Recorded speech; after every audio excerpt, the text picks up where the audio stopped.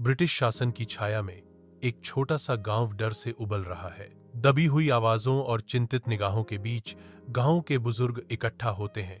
उनके शब्द आजादी के सपने बुनते हैं। युवा एआरवी ध्यान से सुनता है।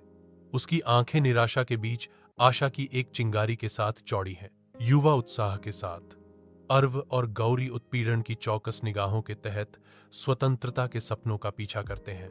गौरी गांव में गूंजती अपनी हंसी के साथ कुछ देर के लिए दमनकारी माहौल की अवहेलना करते हुए एआरवी से जुड़ती है। साथ में वे एक ऐसी दुनिया की कल्पना करते हैं जो मुक्त है, जहां उनकी हंसी एक विद्रोह नहीं बल्कि एक उत्सव है। एक ब्रिटिश अधिकारी गांव के स्कूल में प्रवेश करता है। उसके बूट शांत कमरे में भयावह रूप से गूंजते हैं। उसकी ठंडी घोषणा गूंजती है, अब से यहां केवल अंग्रेजी झंडा फहराएगा। आरव का चेहरा उतर जाता है। उसकी आंखों में क्रोध और चोट का तूफान झलकता है। नींद न आने के कारण आरव अंधेरे में घूरता है। उसका दिल संकल्प से भारी है। सुबह की धुंधली रोशनी में आरव और गौरी गांव के स्कूल की ओर चुपके से बढ़ते हैं। उनकी हरकतें दबी हुई और गुप्त हैं। गौरी एक कपड़ा बनाती है, एक जीवंत तिरंगा। जैसे ही उनका मिशन आकार लेना शुरू कर देता है, साथ मिलकर वे सावधानीपूर्वक हाथों से तिरंगा झंडा स्कूल की छत पर फहराते हैं। सुबह की हवा में झंडा गर्व से लहराता है, जागते आकाश के खिलाफ आशा का प्रतीक। जैसे ही गांव में सुबह होती है, खुशी की सामूहिक सांस चारों ओर फैल जाती है।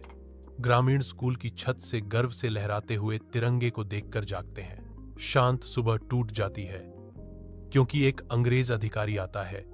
उसका चेहरा गुस्से का मुखौटा है। उसकी आवाज गूंजती है, तिरस्कार से भरी हुई। यह किसने किया? आरव आगे बढ़ता है। उसकी आंखें विद्रोह से चमक रही हैं। आरव घोषणा करता है, मैंने किया, क्योंकि यह मेरा देश है और एक दिन यह झंडा पूरे भारत में फहराएगा। ग्रामीण सांस रोककर देखते हैं।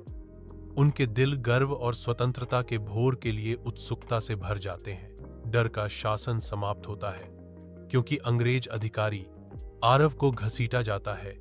उसकी हार गांव के लिए एक महत्वपूर्ण मोड़ है। जैसे ही आरव गायब हो जाता है, वंदे मातरम के पहले स्वर उठते हैं।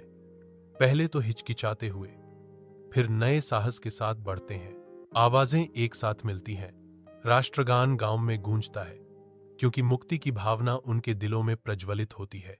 आजादी की एक लहर गांव में बहती है, जो इसे आशा, प्रतिरोध और एकता के आश्रय में बदल देती है। साल गुजरते जाते हैं और 1947 की एक शानदार सुबह में तिरंगा झंडा भारत के ऊपर स्वतंत्र रूप से नाचता है, जो मुक्ति और नई आशा का प्रतीक है। लाल किले की प्राचीन दीवारों से जय हिंद का शक्तिशाली नारा गूंजता है, जो एक पुनर्जन्म राष्ट्र के दिल में गूंजता है। अराव की आंखों में बचपन का एक सपना साकार होता है, जो स्वतंत्रता की चमक और भविष्य के वादे से चमकता है। मैं एक स्वतंत्र भारत के उदय को देखकर खुशी से भर गया हूं। यह एक ऐसा क्षण है जो समय में अंकित है, गर्व और नई भावना से स्पंदित है। अतीत की गूंज वर्तमान की सिम्फनी में फीकी पड़ जाती है। एक जीवंत और स्वतंत्र भारत